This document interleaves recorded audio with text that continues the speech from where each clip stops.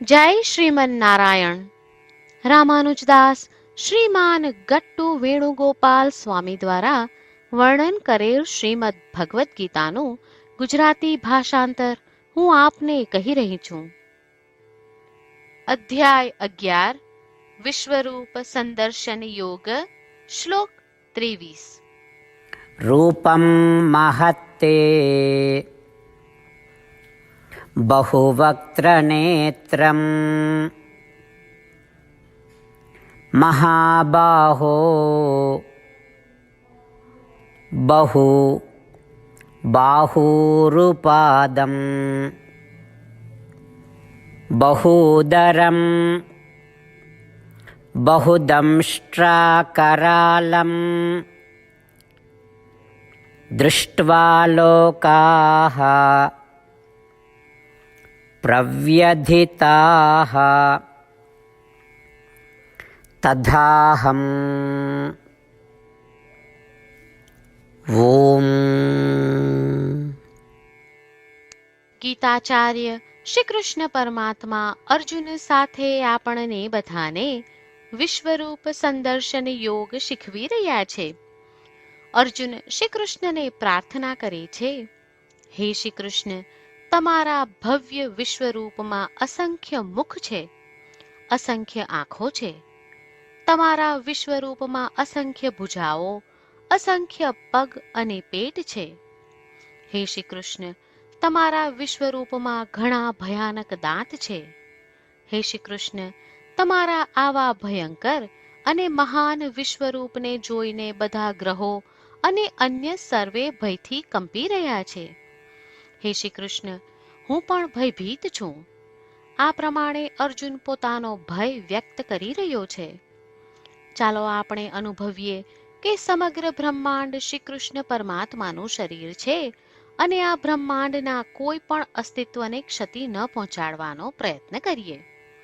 શ્રી કૃષ્ણ પરમાત્માનું શરણ લઈ આપણા જીવનને અર્થપૂર્ણ બનાવવાનો પ્રયાસ કરતા ચાલો આપણે બધા અર્જુનના શબ્દોનું આ શ્લોક સ્વરૂપે પુનરાવર્તન કરીએ. રૂપમ મહત્તે બહુવક્ત્રનેત્રમ મહાબાહો બહુબાહુરુપાદમ બહુદરમ બહુદંષ્ટ્રાકરાલમ દૃષ્ટ્વા લોકાઃ પ્રવ્યધિતાસ્તથાહમ.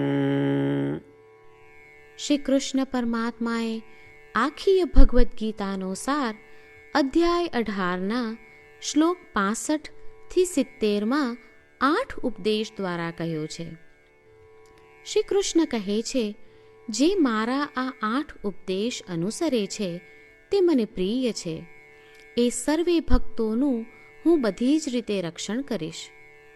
શ્રી કૃષ્ણ પરમાત્મા પાસેથી આખી ભગવદ્ ગીતા સાંભળ્યા પછી અર્જુન કહે છે, કરિષ્યે વચનમ તવ, એટલે કૃષ્ણ, હું તમારી આજ્ઞાનું પાલન કરીશ, તમે કહો છો એમ કરીશ. અને આથી જ શ્રી કૃષ્ણએ દરેક પ્રકારના યશ અને વિજય અર્જુનને આપ્યા છે. તો ચાલો આપણે પણ પરમાત્માને 8 વાતો પાળવાનું વચન આપીએ. પરમાત્માને આપેલા વચનથી મોટી કોઈ પૂજા, તપ કે યજ્ઞ નથી. 8 પ્રતિજ્ઞાઓ જે આપણે લેવી જોઈએ તે હું હવે કહું છું. આપ સૌ પણ એનો મન અને હૃદયથી વિચાર કરો.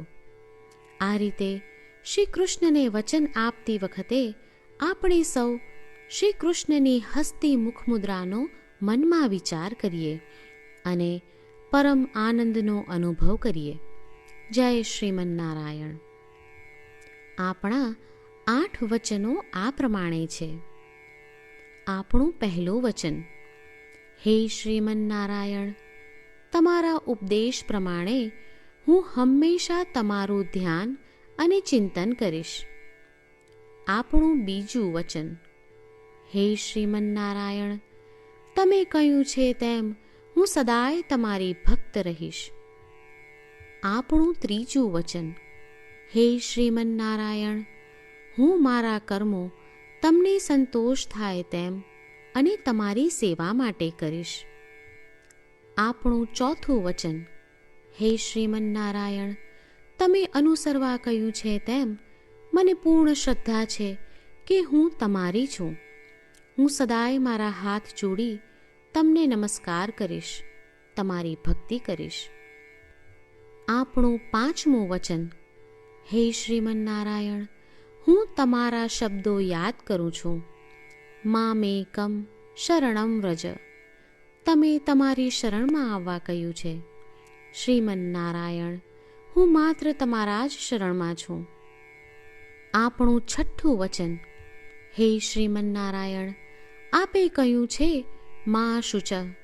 તમે અમને આશ્વાસન આપી શોક ન કરવા માટે કહ્યું છે, તો હું દુઃખી નહીં થાઉં, શોક નહીં કરું. આપણું 7મું વચન. હે શ્રીમન્નારાયણ, અમારા કલ્યાણ અર્થે આપે શ્રીમદ્ ભગવદ્ ગીતા રૂપી આશીર્વાદ આપી અમારા સૌ પર કૃપા કરી છે, તો હું દરરોજ ઓછામાં ઓછો 1 શ્લોક વાંચીશ અથવા સાંભળીશ એવો સંકલ્પ લઉં છું. આપણું 8મું વચન. હે શ્રીમન્નારાયણ, હું ગીતાના દૈવી શબ્દો એ ભક્તો સુધી પહોંચાડવાનો પ્રયત્ન કરીશ જેઓ ગીતાથી અજાણ છે. હે શ્રીમન્નારાયણ, તમે કહ્યું છે તેમ કરીશ, તમે કહ્યું છે એમ વર્તીશ અને તમારા માટે જ કર્મ કરીશ. શ્રીમન્નારાયણને આપેલું વચન કે દરરોજ તમે કહ્યું છે એમ કરીશું, એ જ એક મહાન પૂજા છે. તો ચાલો આપણે સૌ દ્રઢ શ્રદ્ધા સાથે પ્રભુ પાસે એક સંકલ્પ લઈએ. શ્રીમન્નારાયણ, કરીશ્યે વચનમ તવ. શ્રીમન્નારાયણ, હું તમારી આજ્ઞાનું પાલન કરીશ. સર્વમ શ્રી કૃષ્ણાર્પણમસ્તુ. જય શ્રીમન્નારાયણ. રૂપમ મહત્તે બહુવક્ત્રનેત્રમ મહાબાહો બહુ બાહુરુપાદમ બહુદરમ બહુદંષ્ટ્રાકરાલમ દૃષ્ટ્વા લોકાઃ પ્રવ્યધિતાઃ તથાહમ. ઓમ. રૂપમ મહત્તે બહુવક્ત્રનેત્રમ મહાબાહો બહુબાહુરુપાદમ બહુદરમ બહુદંષ્ટ્રાકરાલમ દૃષ્ટ્વા લોકાઃ પ્રવ્યધિતાસ્તથાહમ.